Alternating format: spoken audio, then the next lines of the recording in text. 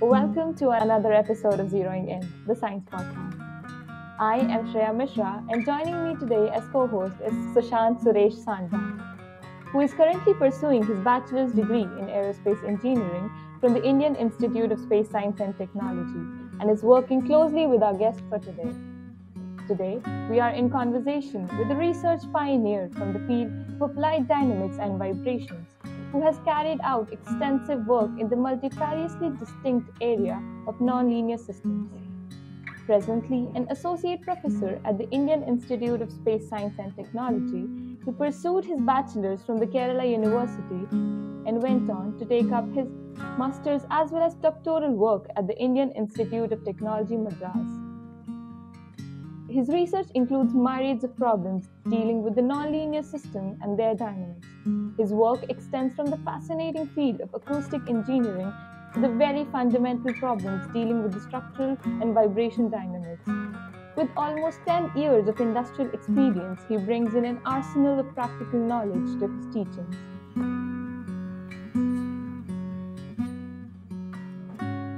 In our conversation with him, we talked about the fundamentals that play an essential role while working with dynamical systems and the vitality of this study in our daily lives. Along with, we also delved into his journey of transitioning through it all.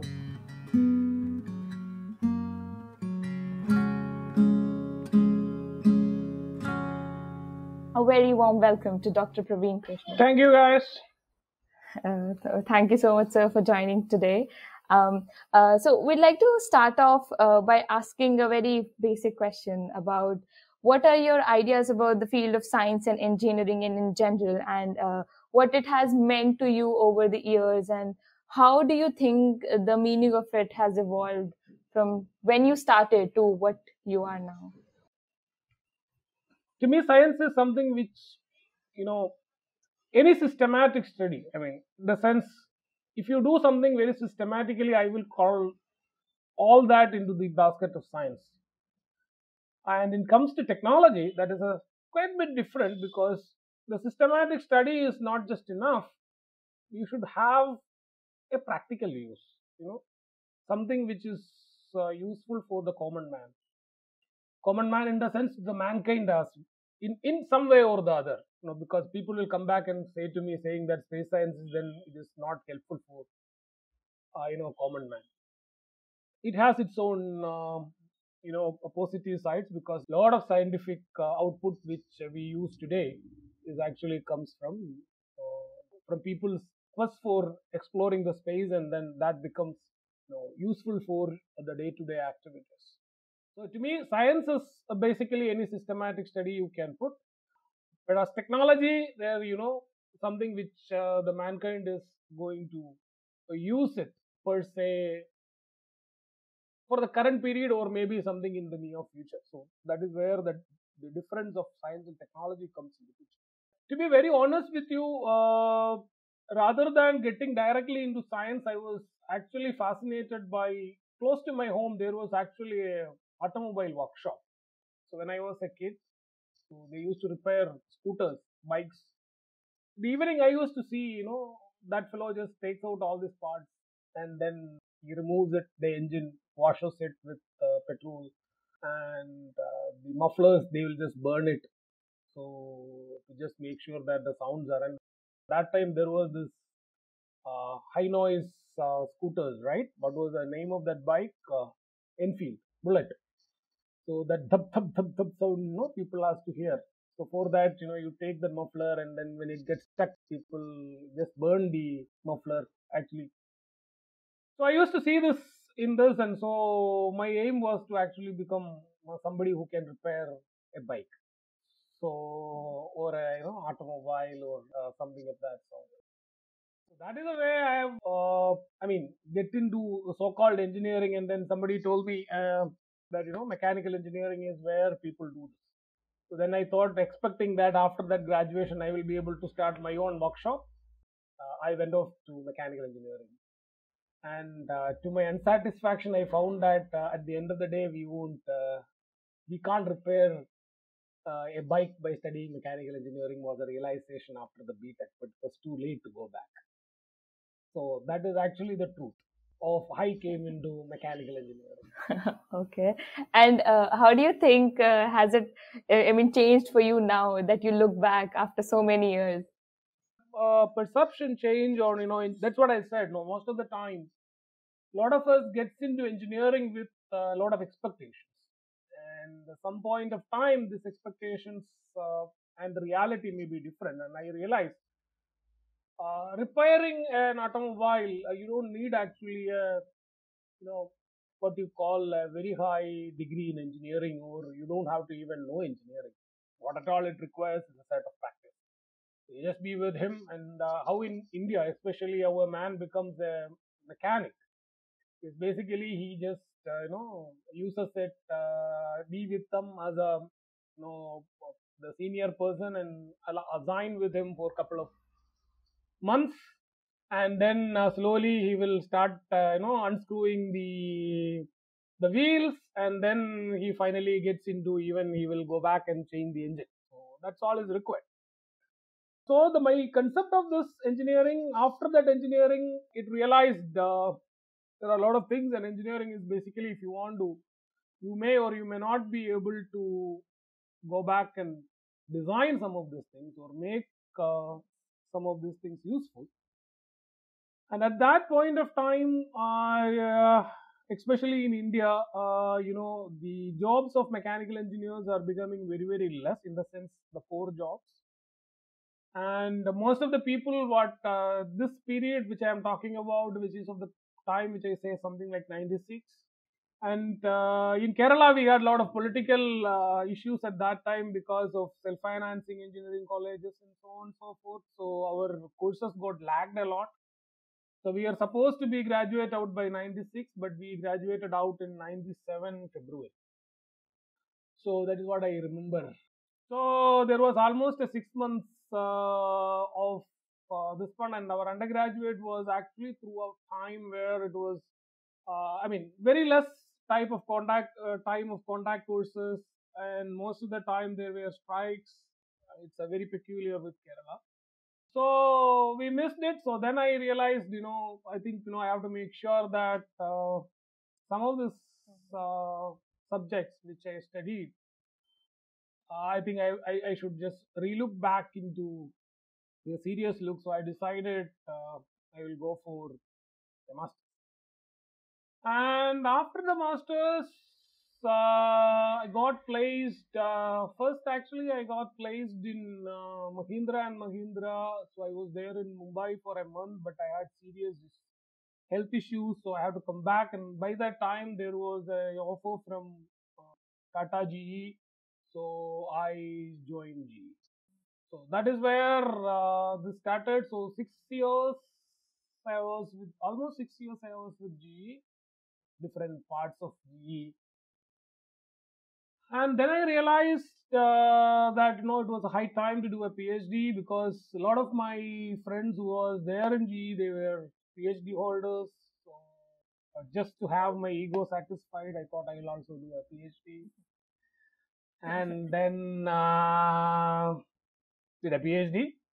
Then I went for working in, since as I told you, I was in, during the period in G, I have worked on almost different variety of engineering products, starts from appliances to industrial turbines.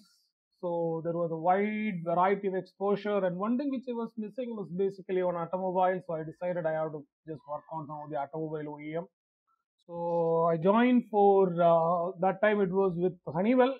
The Honeywell was owning Garrett, so which is a turbocharger manufacturing unit. So I was a technology specialist, joined there, and then I decided after some time I decided I think I will go ahead and teach, and that is the way my career has progressed. Right, yeah.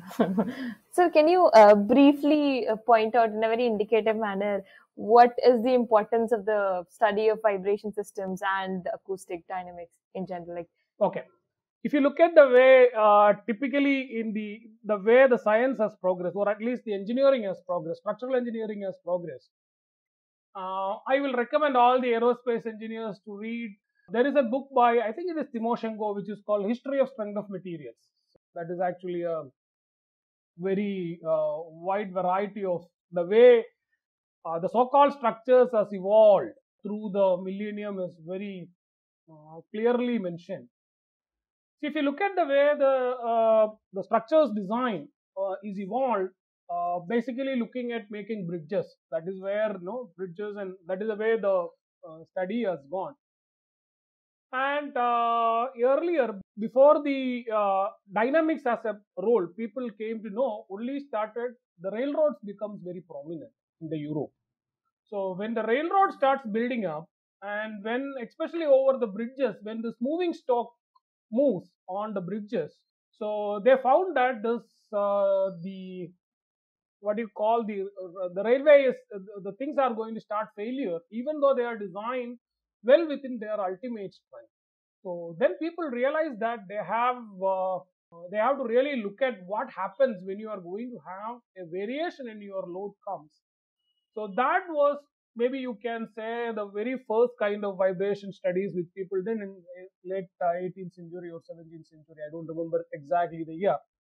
So then people went ahead with studying this, how exactly it is.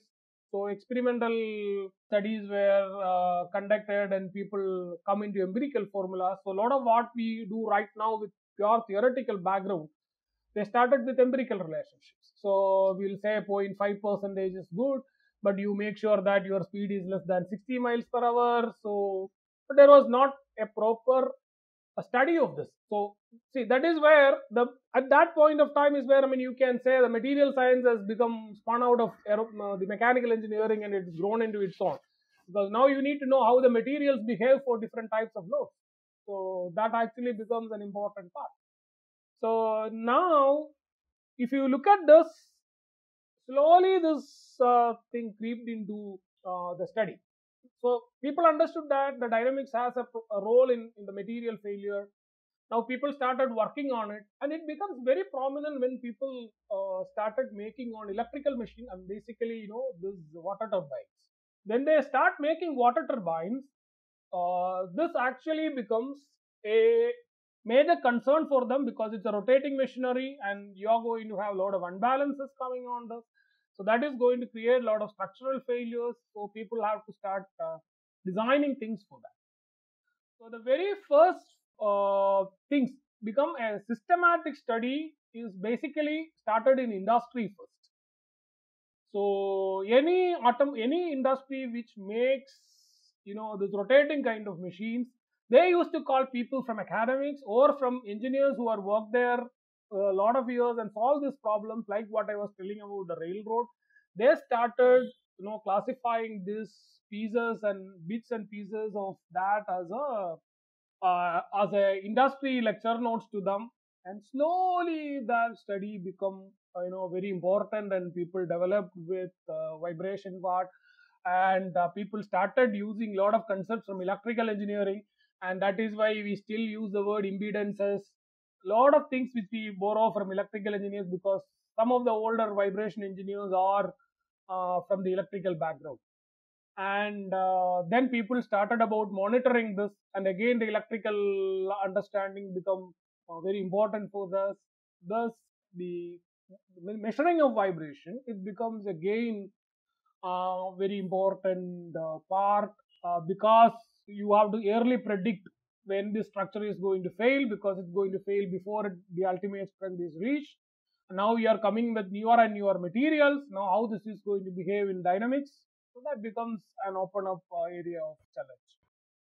Sir, in general, we as an engineer, like mostly we focus on the in the neighborhood of an equilibrium solution. We linearize the system and we study the dynamics.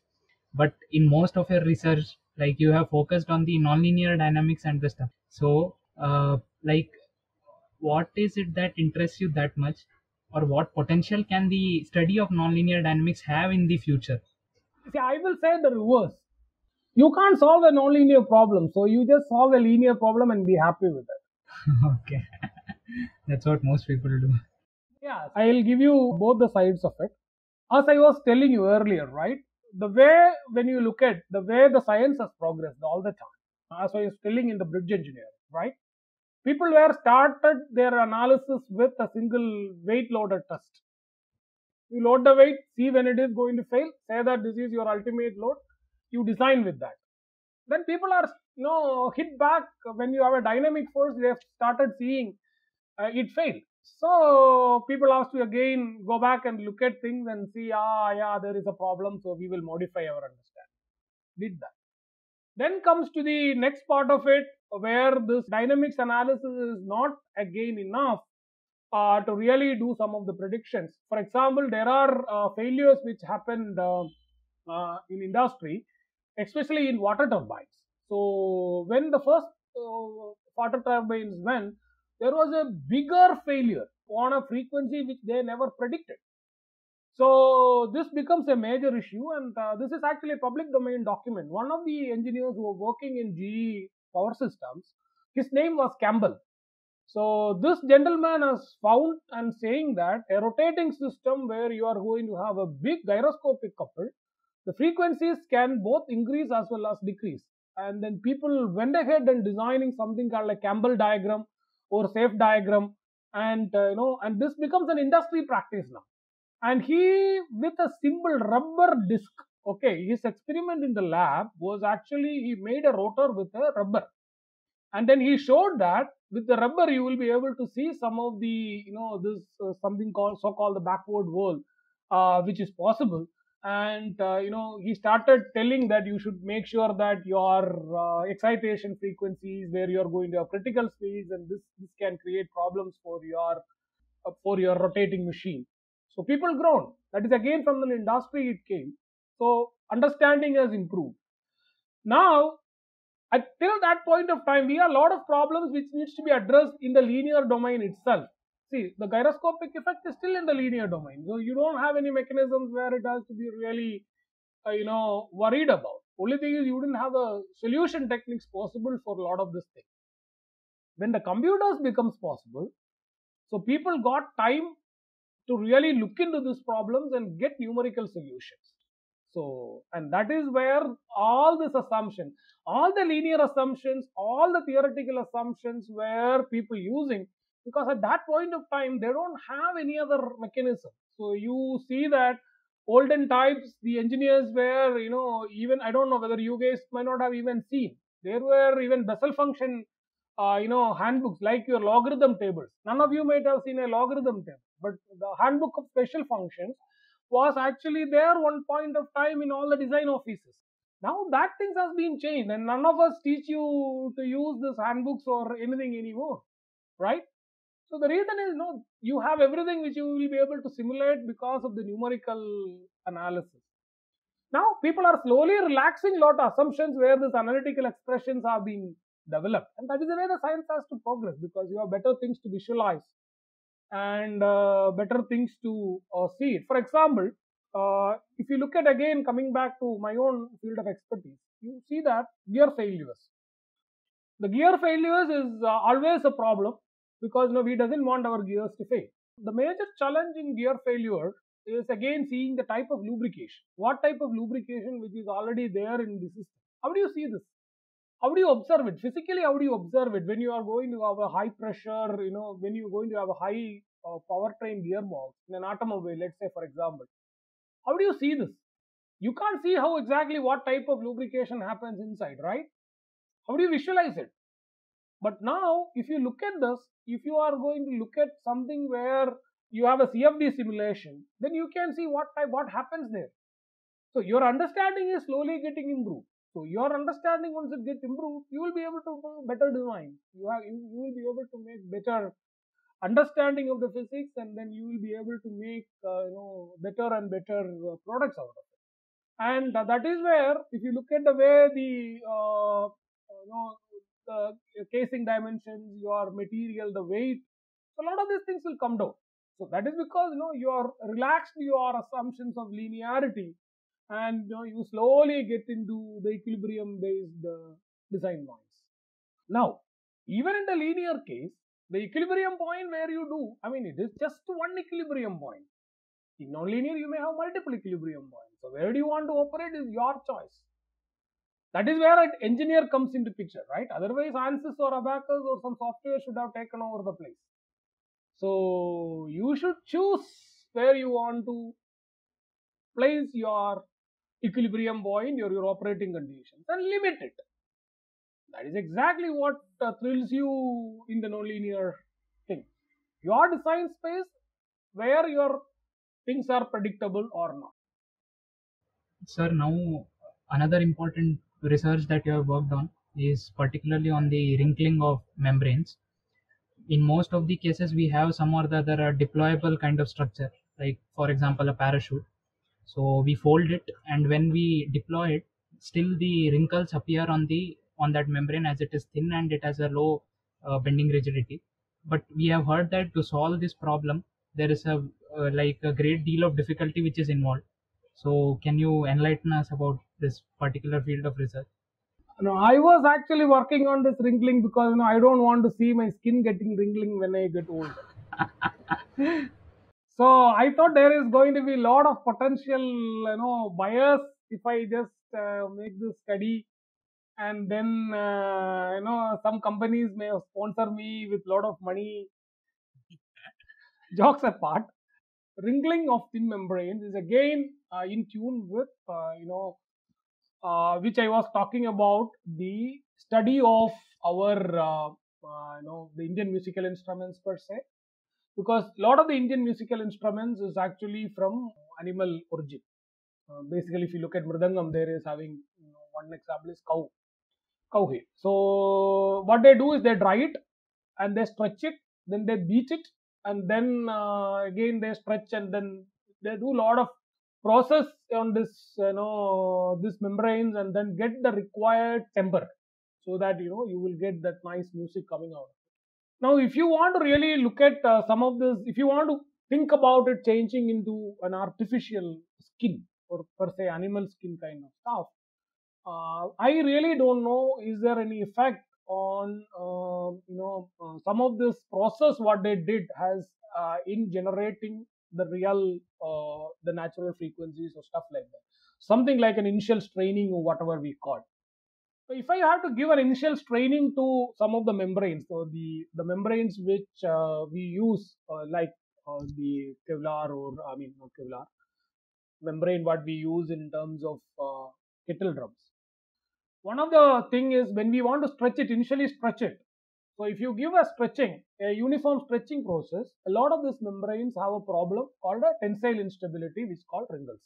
So if you really want to get into that, as I told you, right, it's the same problem, but the only thing is how do you look at different aspects. So each of this will become slowly a new research topic.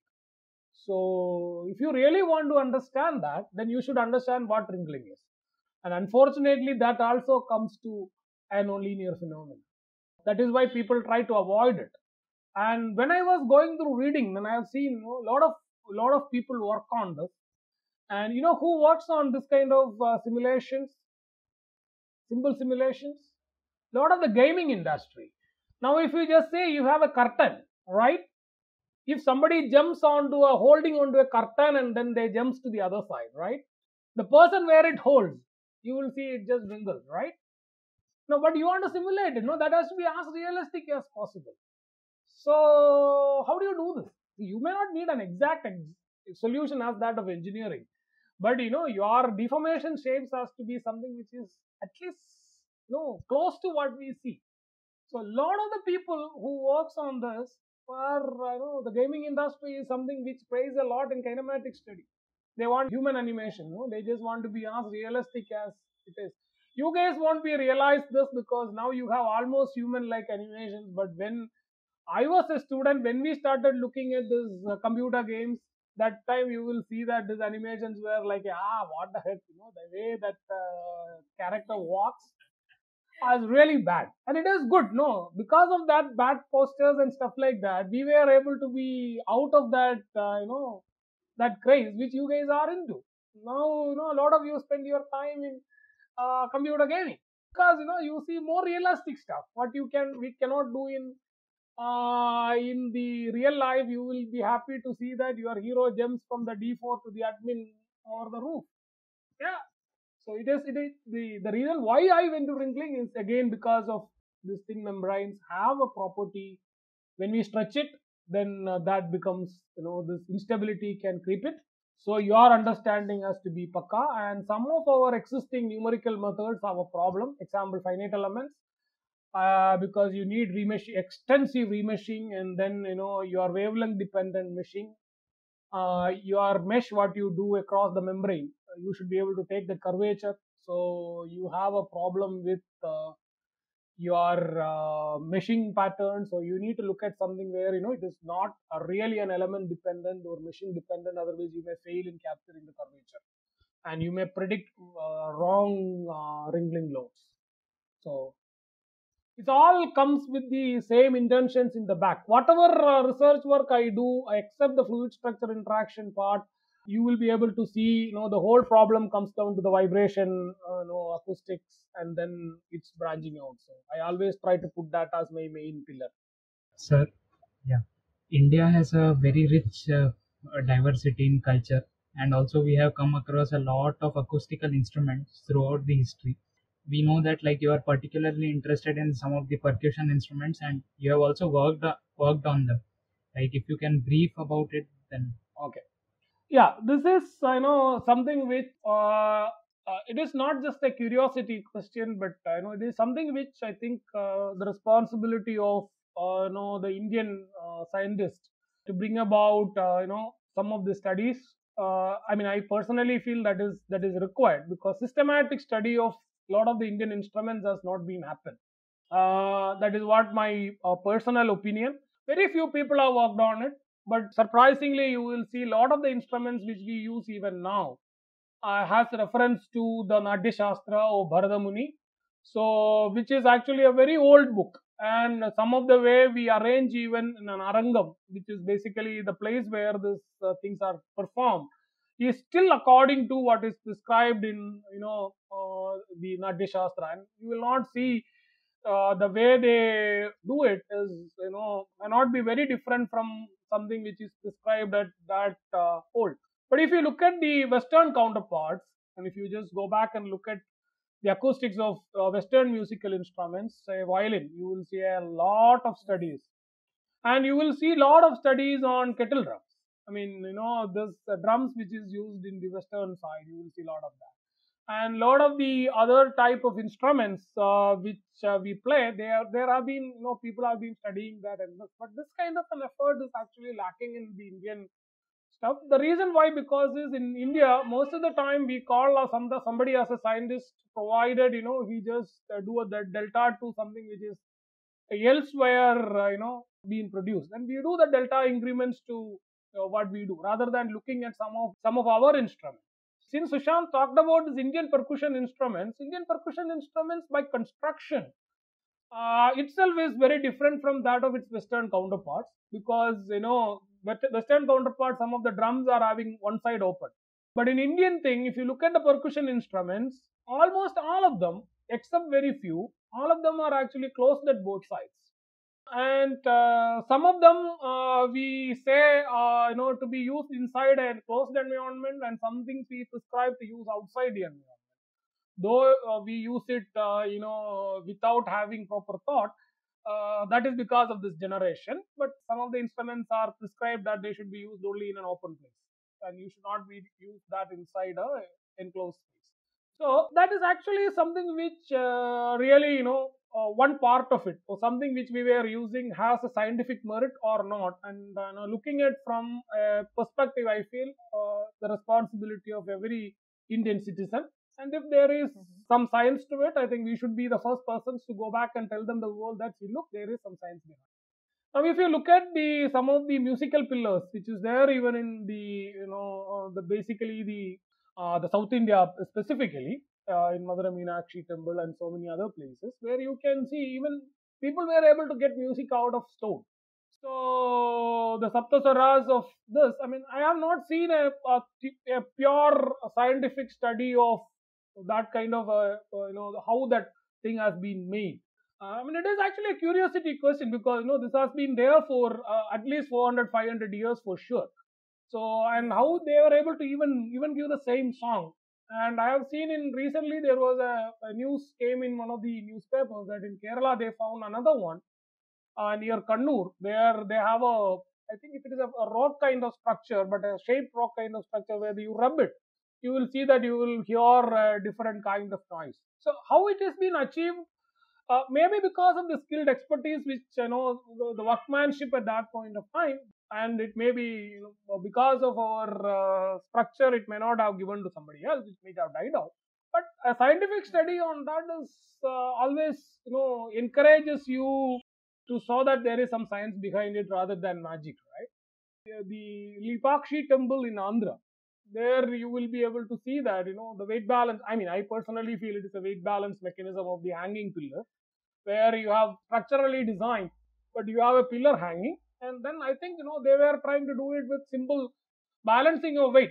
But nobody has proved it, but still that is an open question. So some of these things always increases your curiosity as an engineer. How you are able to do this. So now again coming back to the Indian percussion instruments gives you a lot of opportunities for other research as well, and this is something which we are missing. Some of the constructions of Indian layered members, right? The way the layered members has been arranged, that poses a lot of questions. For example, if you take the mridangam, there are two varieties of mridangam where you will see that there is something called a kachi mridangam, and then there is another one where you put stones in between. In some places there will be small what you call the small leaves are placed, not what you call kachi, things placed in between the mridangams, and in some other types they will put actually stones, kapi. And if you ask a percussionist, a person who reads it, he will say the second one with stones in between the membrane, is extremely difficult to generate some of the harmonic tones. Tones. Other constructions remain the same, but just by doing this. And when I look at from a vibration perspective, when I look at from an engineer's perspective, I'll see there is a huge difference in damping. So how it has been achieved, the way they place it, is that an optimum way of doing it? So these are all some questions which the whole problem is the way you have trained. You will try to look at it in that place. The other person looks at why the hell how do I play this? But whereas for me that poses a lot of questions which I may be able to use in maybe doing a damping control in some thin membranes at some place. I may be able to use the technology, right? I can use the same idea. So copying, so stealing something which already there. There is nothing wrong in it as long as it works. It's really fun to see how you see a engineering's perspective in literally everything and anything that you see. So, sir, just wanted to ask, like, apart from this engineering side, do you have an inclination towards these music instruments otherwise as well? Do you play some instruments? Oh, actually, I was trained in violin up to a certain extent, and then I have to mug up some of this, kirtanas and stuff, and which I am very poor at it. So I was not able to play the higher speeds. Then the teacher used to tell me, I think you should mug up and come. And finally, I decided, that doesn't work for me. So, but at least I can play. I think I went up to the Varnam in Carnatic classification. Went up to Varnam in violin, but then I have to just mug up. I started mugging up all the kirtanas. I found it is something which I should have done at younger age rather than at the age of 30, 32. That's tough, and you have other engagements. It becomes extremely difficult. So I play violin to say per se. I play violin, but I really listen to the classical, especially the South Indian classical. So I like enjoying it. I feel that as a music, and the Western heavy metal as a noise. So that I used to tell in the class. No hard feelings, that because noise is what human beings perceive. So it varies from person to person. Something is good to you cannot be good to me. So it's all perception based. All right. I'd like to ask, what do you think is one of the major lackings that Indian students are facing in terms of the students studying engineering or the ones who are pursuing it? in one way or another, running the rat race. So, how do you think this should be modified? And can you give your perspective on the whole scenario? I mean, even though you people call this as there is a rush for rat rates for engineering jobs, I will say that that is not exactly true. To be very honest with you, I personally feel the number of engineering graduates this country needs is not being satisfied because of the latest stuff on having startups, the permission to get startups, and then being entrepreneurs. I think our the population, the engineering population in this country really needs to grow. I still feel we have not solved problems which is very specific to this country, which is you may not be able to see in other countries. And we need solutions which are very specific to our environment, our culture, and a country of our size. So I would like to disagree with you saying that it's a rat race, but I think only thing which we require is the engineering curriculums has to be modified with an outlook where we will look at how to solve our own problems. I mean, a unique solution doesn't exist. You can't have it because, see, India is very diverse. So every state and every place has its own problems, and the local engineers should be trained in such a way that we should be able to address these problems pertaining to that. See, I can tell you, the Kerala is the one place in which where you will see a heavy lot of rain during this time, and our roads are actually, you can always blame the contractor, you can always blame the system which is corrupted, but you should try to see a solution where this somehow a cost-effective solution where the roads will not get damaged, during the heavy rain season. An open question. And our transport systems are highly if you look at the way the vehicles are designed in this country, we are all just copying it from the western, right? But we have our own problems which needs to be addressed. If you just look at farming, we have automatic cropping machines, but the problem is if you reaping, when you reap it, most of the time the stem is actually not useful after that. But India, we have a lot of these things really go to the animal farms, to just to feeding the cows and all that. But if when you use actually an automatic machine, we lose it. So at least no, this is what which one thing which I face. So this is one problem which we should really try to solve it. Again, the pollution problem in Delhi during the just before the cropping season. You just see that because of the wind direction, and then we have a problem of they do it in the farmers do it in their place. You can't just come and say you stop it. No, then where they will go with all these byproducts of this farming. So the solutions has to be custom made. So India has a lot of problems, and I feel engineers have a major role. And the only thing which I personally feel we should challenge them. I personally feel in the Indian academia is not challenging the students well. Some of your counterparts across the globe, for example, if you are studying in some Western universities as technical places, there are open challenges. To design some things. I can tell you there was an open challenge by one time in MIT. You have to design a am in such a way that it mimics a chimpanzee. See, chimpanzees have a lot of strength in their arms. So that was a real open challenge problem. And that you have to work out from some of your things which are available within the lab. So this kind of open challenges along with the curriculum, and then make sure that along the curriculum you learn a lot of practical things and put it try to solve this over here. That is what I think it is mostly. I won't say it is a problem with the students. It is problem with our academia has to relook at how to solve this problem, which is very specific to our country. And I am really surprised. And see, I don't know whether you guys really are aware of this or not. Even the Lepakshi temple, which I was telling, the scientific study of that was actually done by a British engineer. So the very first study was actually possible by a Western, a European, rather than an Indian. So so our academia has to focus problems which are very specific to our country. See, we are born and brought up in this country, so we know the pulses of this country. So we should be able to try to do problems which is very specific to this country and how we will solve this. A lot of the time the solution has to be which is available to you rather than buying it from somewhere else. So that is what my perspective of the Indian engineering. So I don't think there is a problem with students going for engineering. I think they have to be directed very well, and we should be able to look at problems which are very specific to us.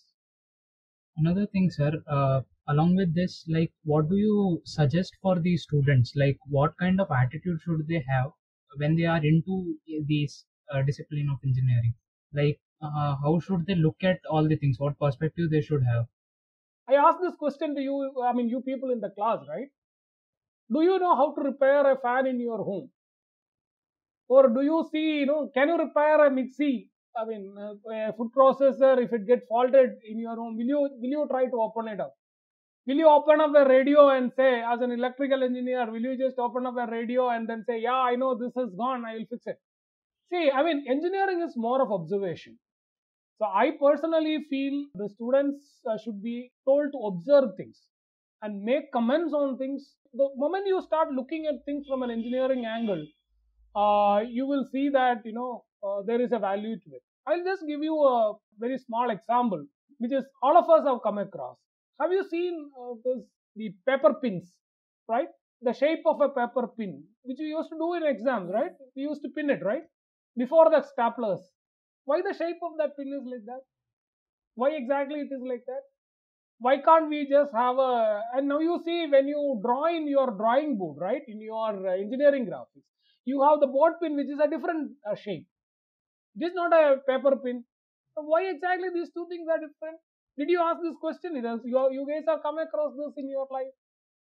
And believe it or me, during my times in GE, one of my colleagues has given us a 2 days lecture on how the shape of a pin is from an engineering perspective. Until that point of time, I didn't observe. He is actually a IIT Bombay graduate and he is an engineering design graduate, and he just said how they you get a paper pin, the shape it is, and why people have not worked on it to improve it, and why people will not work on it. That was also as part of the second part. So you will see that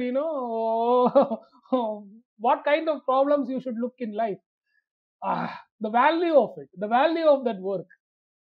So the whole purpose of engineering is we should always have a close look at what we could really do, and that is exactly the question. You have a smartphone now. That is why that smartphone has come. Why the entire screen is now you have a bigger screen, and why what made this? The whole process is because of Steve Jobs' one thought. See, the keypad is I uses only one. Just before calling, if I don't want to dial it, I don't need the number pad. So can I make this number pad disappear when I don't want it? And that was the question he asked. Correct? You see that the way the phone industry has changed. And just by observation, right? We all had mobile phones at that time, very, very big mobile phones, but people were not thought about it. Now, why exactly something is not required? The fundamental requirement of an engineer is to observe keenly. What happens? Can I do something to this? Can we make this delta change to that? That question is where, as an engineer, obviously will take you through. Be able to ask this question: why exactly this is the way it is? Is there an alternative? And is it an effective alternative? So ask questions. And when somebody teaches you, ask the faculty, why the hell are you teaching this? Where I am going to use this? I really haven't seen. You guys are better, but still I have to tell you. In the classes, I have never seen somebody is questioning that what you said is not right, except 2 or 3 times in IIST. Why are you teaching this? But believe me, when we were in GE, we were asked this question very often. Whenever we propose some design, there will be thousands of questions. Why the hell it is like this? Why can't you just do like this? Why can't you just do this? So before you go and present there, you have thousands of questions to be answered by yourself. So the questioning attitude of you should ask, where I am going to use this. Some faculty may answer, some faculty may not answer. But what prevents you from asking this question? And you're worried about your 6.5, 7.5. If I ask this question, if that fellow reduce my internal, I will be out of my 7.5. I mean, personally, as I said, that is what I feel the Indian students should have. One of my faculty who taught me, he said when he was actually on a sabbatical to one of the US universities in teaching, and he was taking the course, and the course was for see, there you have to register for a course and then you have to pay. So he was actually on a summer course offering there. He offered actually a 40-day course, and then due to some issues, then he has to finish it by 39. And then the students came and asked, see, this is a 40-hour course, why are you not taking the 1 hour? Now, if I am just saying that, I am leaving you 1 hour for free, you guys will be double happy, right? And that is why I make it a point that I will take the prescribed hours, I will not take even one less, one more. Because one more, then you have to pay me. One less means, then I am not doing my job right. I mean, you guys should have the courage. See, nothing is free in this world. So when an academic course curriculum is put and this 40 hours is there, it is your responsibility to tell the faculty that, see, look, you need to take this 40 hours because, you are supposed to teach me something or supposed to tell me something. And, we want people with very strong will. And that is what lacking in this country. We don't have people to take decisions, and we don't have people. It may not be favorable, but you have to have strong will in taking decisions and courage to take decisions. That is where I think the Indian students needs emphasis. There is a curiosity, everything is there in every one of us. And all of us will do something which, in certain part of life, irrespective of our grades, irrespective of our thing, irrespective of our school marks. See, a lot of your people in the schools, they may be doing good jobs, even though they were not, scoring marks in school. And some of them may become good dancers, some of them may have good politicians. So people find their own way of, expertise, and they will excel. When you choose as the thing, what you want is you should have a strong will and passion for what you do. I think the rest of the things will come. Don't take engineering as a science subject. That is all my request. It is not just a question of a set of theory and set of equations. It is something a little bit more to it. So it has something bit more to do it.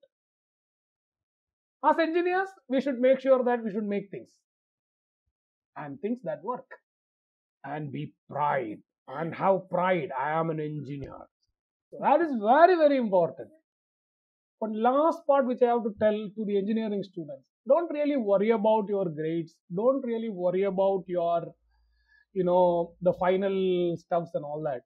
Just be, have passion in what you do, and as I said, have pride in what you do. I will tell you, I have been in the interview panels across the globe. And I can tell you this, a good institute's name will fetch an interview, not a job. The job is actually, a grade is also the same way. That may fetch you an interview, but not a job. You should have that thing in your mind.